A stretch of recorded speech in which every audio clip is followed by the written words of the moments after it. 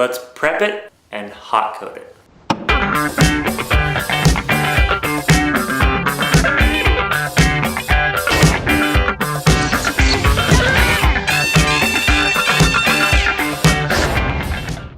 Before you can hot coat, you have to knock down the top lap. So after you do the top lamination, you have to, just like you did on the bottom, you have to hit this lap. I do it with 40 grit, or you can also do it with the Fematic grinder. Either one's fine. Totally up to you. But again, you want to make it smooth. So the hot coat is really, it's not going to hide anything. So you want to make it as nice looking as possible before you put the hot coat on it. Some guys will hit all of the board before they do it. I'll typically hit the rails and just make sure that the rails look good. I think that the hot coat's going to stick to everything else. Here I'm just adding a little bit more tape so I can build up this hard edge in the back. When you do the hot coat, you want to put tape at the apex of the rail.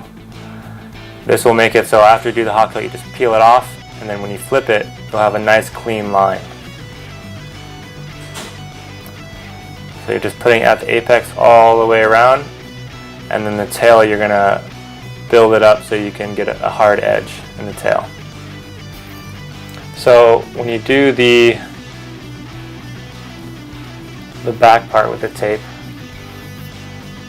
you want to go about 6 inches from the front fin box, and then you want to go maybe about a 1/4 inch above to build the hard edges.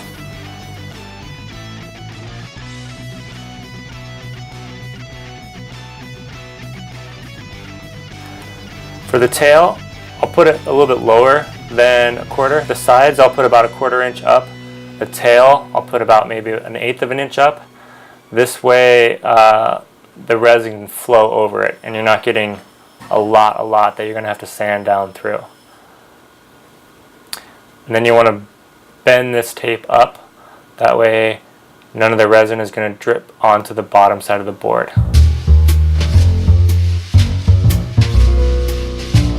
A good practice is to clean the board after you spray it off. So I'll wipe it down with acetone. That'll get rid of any fingerprints you might have on there, any oily spots. I've just found this is a good practice to prep. The next thing is for the brush, you want to try and get any of the bristles that are going to fall off. So use a little tape, and this will pull any of the bristles out that are going to fall off anyways. It's really a pain when you get one of these bristles in the hot coat. So for the wax, it has the directions on the bottle of how much you should mix. Usually I think it's about maybe 1 to 3% of volume. A lot of times most guys just eyeball it. This is UV resin, so you can mix that wax in there as long as you want. If you're using catalyst, you have to work a lot faster. So if you're putting catalyst in the resin, you have to mix a lot faster. I have a little bit more time here because this is a UV resin. If I was doing it with catalyst, you only got a couple strokes, nose to the tail, and then the side strokes, and then one more light nose to tail. Don't want to mess with it too much. This is the side stroke you're going to do instead of diagonal. This will help spread out the resin and make sure there's none sitting in any of the bottom contours.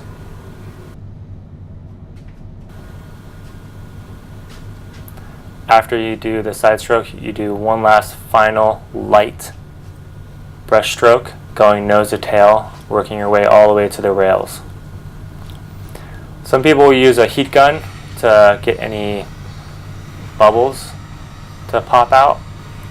So after you hit it with the heat gun, you're going to take it out to the sun because it's a UV, and then as soon as you get it into the sun and it starts to gel up, you're going to want to start to pull the tape off. You leave the tape on the back, but the tape around the rails you pull off.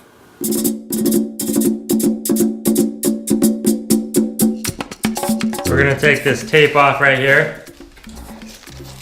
See, we took this one off right when it's first started to cure.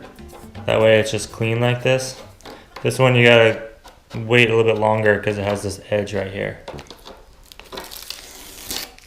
The whole point of taking this one off early is so you don't have to grind it. When you do this other hot coat for the top, because you have this hard edge here, it's just gonna flow up to it like that. And then when you sand it, it's just easier. So you wanna make sure you get all the tape off. Because if you don't, the glass won't stick to that, it'll just come off. If you can't get it with your fingers, you can get it with a razor blade and just scrape it out like that. There you go. Sometimes I put the leash plug in after I do the laminate in between the hot coat. That way you're just sanding everything down together. And then you also get that hot coat layer over top of it. And today we're gonna do it after. I wanna get the hot coat on and give that some time. And then we'll drill it in there and do it after. Again, you're gonna clean the whole board before you do the hot coat. And this is really more important when you're doing epoxy. It's a lot more important when you're doing epoxy. You wanna leave about 1/16 or an 1/8 of overlap, and then it's really easy to sand out the overlap.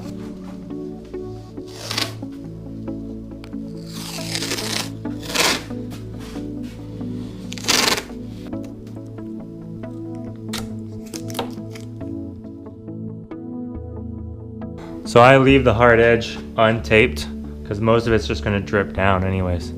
You fold it out so that when the resin drips down off of it, it drips away and not back onto it.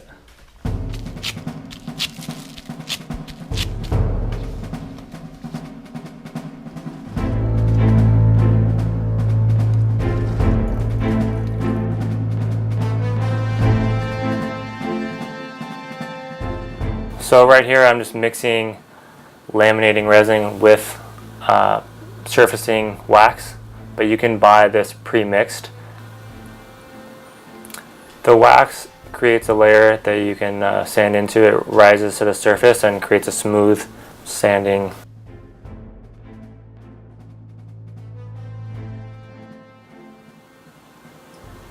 So nose to tail, spreading out the resin, and then once everything is spread out, you go diagonal, side to side. The first time I did hot coating, it was a little intimidating. And I thought, man, I could really mess this board up, but you do it a couple times and it's pretty fine, and you can always sand down and put more on there if you need to. Here we're doing the diagonal. This is getting any excess resin off. And then we're just going to do one more final nose to tail. This is the light brush from nose to tail. Really smoothing out everything. Again, we're just hitting any bubbles that might have come up in the mixing. It's good to let the board sit a little bit before you put it in the sun.